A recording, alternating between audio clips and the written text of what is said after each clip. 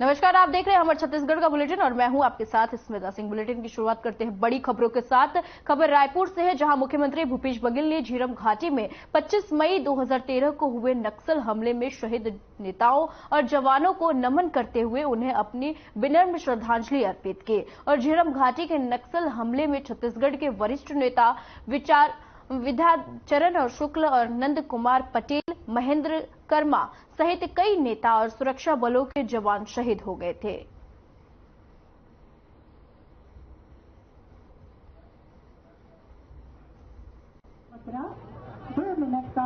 दिनांक 25 मई 2013 को झीरम घाटी में नक्सल हिंसा के शिकार हुए जनप्रतिनिधि, वरिष्ठ पदाधिकारीगण, सुरक्षा बलों के जवान एवं विगत वर्षों तथा वर्तमान में नक्सल हिंसा में शहीद हुए अन्य सभी भाइयों बहनों के लिए हम श्रद्धांजलि अर्पित करते हैं। हम छत्तीसगढ़ वासी अपने राज्य में अहिंसा एवं सहनशीलता के परंपरा में दृढ़ विश्वास रखते हैं तथा निष्ठापूर्वक शपथ लेते हैं। हम सभी प्रकार के नक्सलवाद और हिंसा का डटकर विरोध करेंगे। हम छत्तीसगढ़ राज्य को पुनः शांति का टापू बनाने के लिए दृढ़ संकल्पित रहेंगे। भारतीय जनता पार्टी छत्तीसगढ़ के प्रदेश अध्यक्ष सर अरुण श्राव ने रायपुर कार्यालय में पत्रकारों के प्रश्नों का उत्तर देते हुए कहा कि गौठानों का निर्माण ग्राम विकास के बजाय भ्रष्टाचार विकास के रूप में परिवर्तित हो गया है। हम तो इस बात को शुरू से बोल रहे थे कि गोबर का घोटाला, गौठान में घोटाला, और आज हम जाकर जनता के बीच रख रहे हैं, आप लोगों के बीच में रख रहे हैं कि किस प्रकार से इतना बड़े पैमाने पर घोटाला हुआ है। तो आप गौठान के घोटाला के बारे में बताएं। ठीक है। घटना में जिन लोगों ने भी बड़ी संख्या में हमारे बहुत ही छत्तीसगढ़ महतारी के बेटों ने अपनी जान गंवाई थी, मैं उन्हें अपनी विनम्र श्रद्धांजलि अर्पित करता हूं। पर जिस प्रकार से झीरम को लेकर भूपेश बघेल जी लगातार राजनीति करते रहे, आज भी वे कर रहे हैं, पर वो झीरम का सच उनके जेब से नहीं निकल रहा है। और जब आपके पास साक्ष्य था झीरम की घटना का, जिसका आप दावा करते थे, तो क्या आप साक्ष्य को नहीं छुपा रहे हैं? आपने पौने 5 साल तक वो निकाला नहीं, आपने एसआईटी भी बनाई। तो झीरम के नाम पर भूपेश बघेल जी को अपना स्टैंड क्लियर करना चाहिए।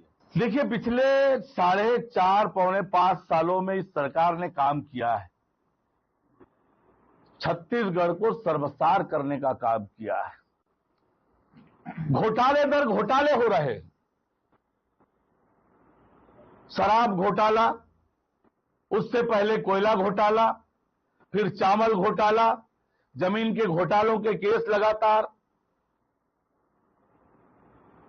रेत में घोटाला, सीमेंट में घोटाला, लोहे में घोटाला, गोबर में घोटाला, गौठान में घोटाला। आज छत्तीसगढ़ की जनता आक्रोशित है इन घोटालों से, और इसलिए छत्तीसगढ़ की जनता जल्दी से जल्दी इस सरकार से छुटकारा चाहती, इस सरकार को उखाड़कर फेंकना चाहती। देखिए, भारतीय जनता पार्टी लगातार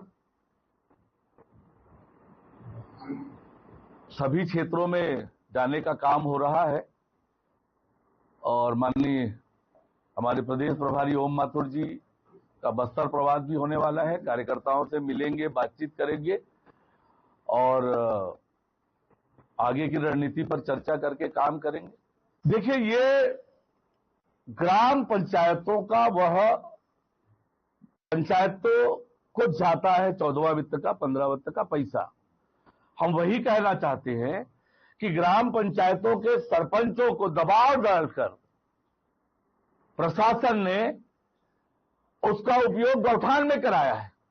सरपंच उसी पैसे का उपयोग गांव के विकास में करते, गांव को उस पैसे से वंचित किया और वहां जितने बड़े पैमाने पर उस राशि को गौठान में लगाया जिसका उपयोग नहीं हो रहा है। यही तो घोटाला है।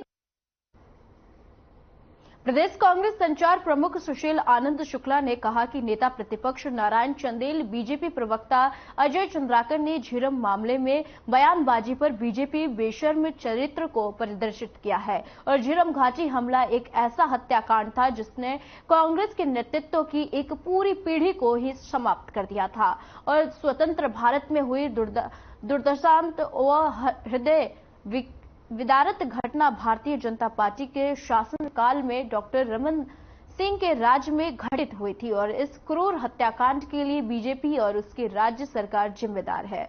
इस मामले में खुलासे के लिए जरूरी है कि रमन सिंह सहित तत्कालीन गृह मंत्री, तत्कालीन जिम्मेदार पुलिस के अधिकारियों का नार्को टेस्ट कराया जाए।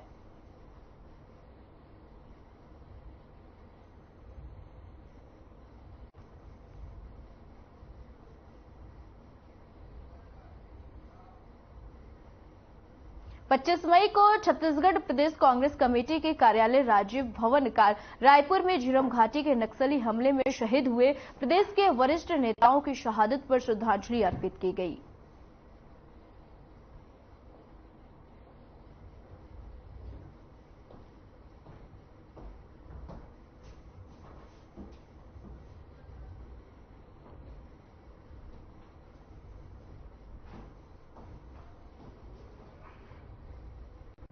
अब बात करते हैं जगदलपुर की, जहां झीरम में शहीदों को जगदलपुर विधायक रेखचंद्र जैन ने अपने सहयोगियों के साथ झीरम पहुंचकर शहीदों को श्रद्धांजलि दी। इस दौरान उन्होंने सहयोगियों संग झीरम शहीद स्मारक में लगे शहीदों के तैल चित्र पर माल्यार्पण किया, इसके साथ ही दीप प्रज्वलित किया। आपको बता दें कि लगभग एक दशक पूर्व 25 मई 2013 को सुकमा के कांग्रेस सम्मेलन से लौट रहे कांग्रेस नेताओं के काफिले पर नक्सलियों ने जबरदस्त हमला कर दिया था, जिसमें 30 से अधिक कांग्रेस नेताओं, कार्यकर्ताओं, सुरक्षा कर्मियों की शहादत हो गई थी।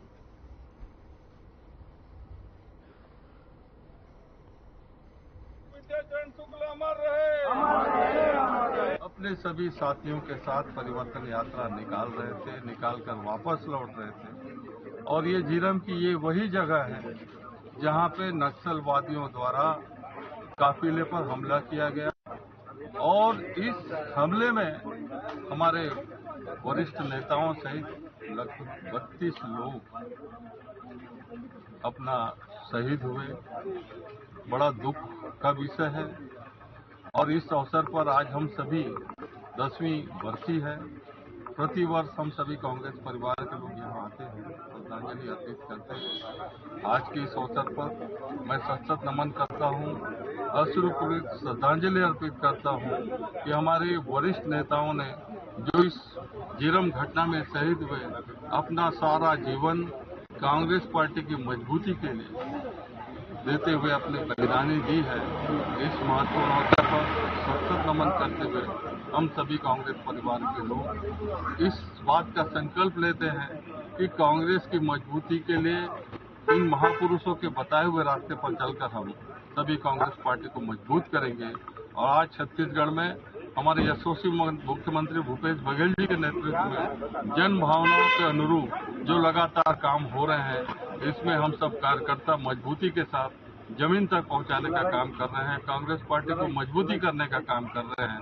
और आने वाला 2023 का चुनाव हो, 2024 का चुनाव हो, हम सभी कांग्रेस पार्टी के साथी संकल्पित होकर कांग्रेस पार्टी को भूपेश जी के नेतृत्व में पूर्व सांसद राज्यसभा कांग्रेस मध्य प्रदेश एवं साहित्यकार स्वर्गीय श्रीकांत वर्मा की पुण्यतिथि पर कांग्रेस जनों ने उन्हें श्रद्धांजलि दी और उनके राजनीतिक योगदान को स्मरण किया। कांग्रेस पार्टी के कार्यकर्ताओं ने कहा कि उनकी विलक्षण प्रतिभा का लाभ कांग्रेस पार्टी को मिला। कांग्रेस भवन बिलासपुर में झीरम घाटी के वीर शहीदों को विनम्र श्रद्धांजलि अर्पित की गई है। हमारे सभी कांग्रेस के साथियों ने आज मिलकर उनके योगदान को, उन्होंने जो देश के लिए, प्रदेश के लिए जो अपने काम में उठावर किए, उनके कार्यों को याद किया गया। और समाज से मैं अपील करता हूँ, हम सब अपील करते हैं कि हमको इस प्रकार की जो नक्सल की जो गतिविधियाँ हैं उनको धीरे धीरे समाप्त करना है, इसके लिए आगे बढ़ना है। और ऐसे स्थानों में जहाँ पर ऐसी गतिविधियाँ होती हैं वहाँ पर शिक्षा को आगे बढ़ाना है, वहाँ पर विकास को आगे बढ़ाना है, तभी जाके इस प्रकार से नक्सलवाद से हम लड़ाई कर पाएंगे और जीत भी पाएंगे। आइए हम सब लोग आज हम अपने वीर शहीदों को नमन करेंगे। आयोवा विश्वविद्यालय में हिंदी का विषय उन्होंने वहाँ पे पढ़ाया और उसके बाद तो इंदिरा जी ने बुला लिया और इंदिरा जी ने उन्हें राज्यसभा का सदस्य बनाया 1976 में। और उसके बाद पार्टी का राष्ट्रीय महासचिव बनाया गया, जिसमें उन्होंने उस समय कांग्रेस सत्ता से बाहर थी, तब उन्होंने कांग्रेस पार्टी ने बहुत विशाल बहुमत के साथ जीता।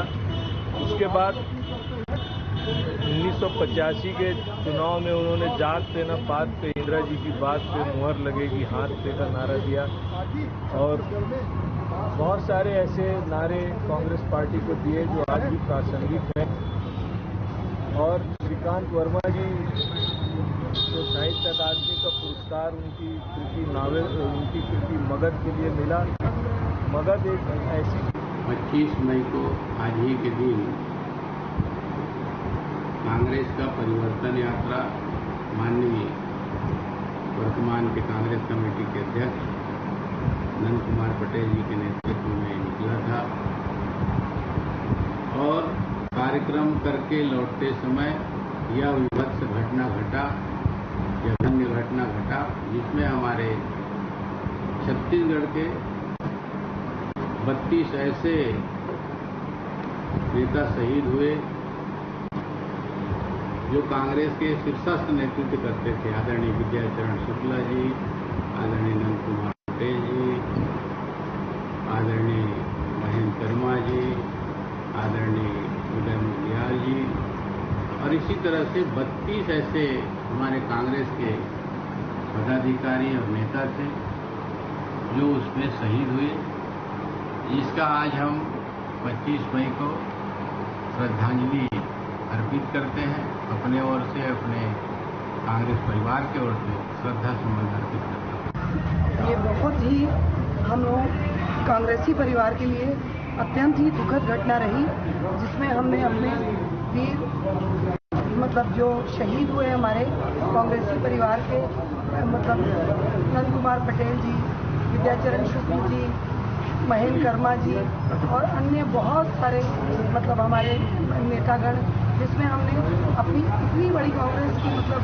जो टीम जो कोई मतलब अच्छे कांग्रेस के दमदार कद्दावर नेता थे और उसका हमको आज तक दुख है और हमेशा रहेगा। और मैं उन वीर शहीदों को शत शत नमन और सादर श्रद्धांजलि अर्पित करती हूँ। हम लोग महेंद्र कर्मा जी को आज बड़े गर्व से याद करते हैं।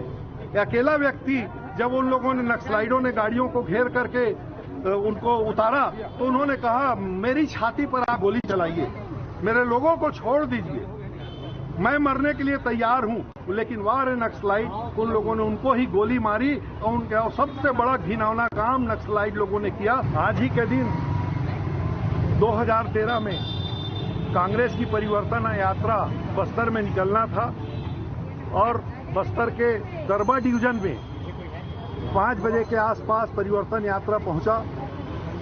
वहां पर एम्बुश लगा करके गोलियों की बौछार की गई। कांग्रेस महेंद्र कर्मा जी की बहुत नृशंस हत्या की गई।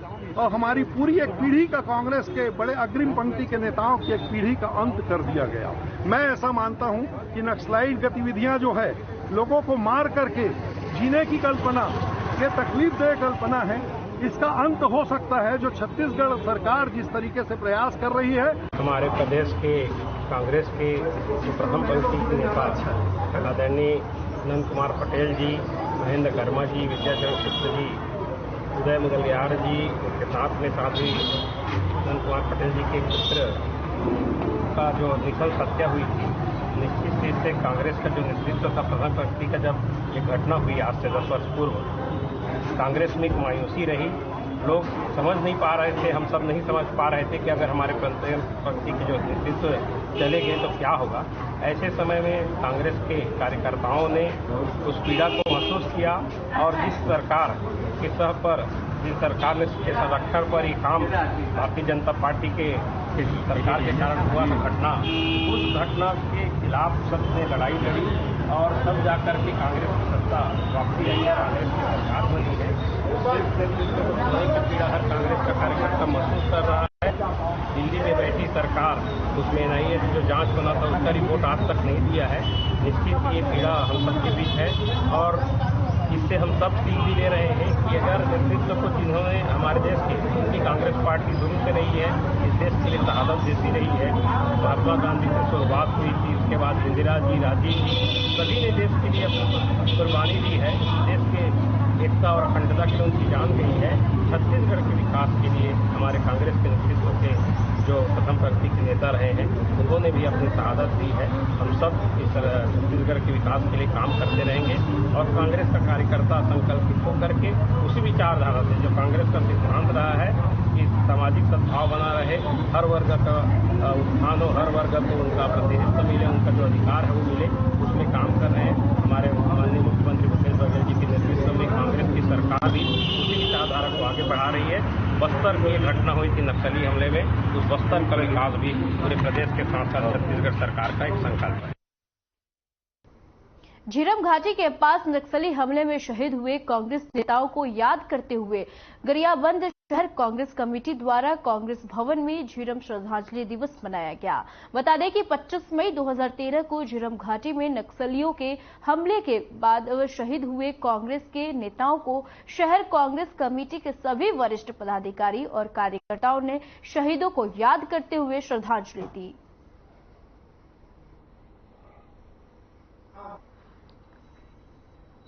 – 2013 को आज ही के दिन हमारे पूर्व प्रदेश अध्यक्ष स्वर्गीय नंद कुमार पटेल जी और हमारे वरिष्ठ कांग्रेस नेता, जिनके ऊपर नक्सलियों के द्वारा कायराना तरीके से उनके ऊपर हमला किया गया और हमारे काफ़ी संख्या में हमारे कांग्रेस के नेताओं की वहां शहादत हुई और उन्हीं की याद में आज हम सभी कांग्रेसी यहां शहीद दिवस मना रहे हैं, उनकी शहादत को याद कर रहे हैं और उनके कमर कमलों में चलते हुए हम कांग्रेस पार्टी को और मजबूती की ओर प्रदान कर रहे हैं। इस दिन झीरम में हमारे शहीदों का नक्सलवादियों द्वारा किए गए हैं, जिसको मुख्यमंत्री हमारे बघेल जी संदेश दिए हैं कि उनका शहादत दिवस बेकार न जाए। हर कांग्रेसी अपना संकल्प ले, देश के लिए पूरा कांग्रेसी सदस्य और पदाधिकारी सभी जो शहीद होने के लिए भी तत्परता से आगे रहें। मई को हमारे छत्तीसगढ़ में एक दुखद घटना हुआ था, जिसमें हमारे पूरे वरिष्ठ कांग्रेस नेता लोग शहीद हो गए थे। उसी के उपलक्ष्य में आज शहर कांग्रेस कमेटी द्वारा उनको श्रद्धांजलि दिया गया है ना। वो उनको तो पूरा भारत नहीं भूल पाएगा, वो उनका बलिदान को। वो लोग एक महान व्यक्ति थे, है ना। उन्हीं को आज शहर कांग्रेस कमेटी द्वारा श्रद्धांजलि दिया गया।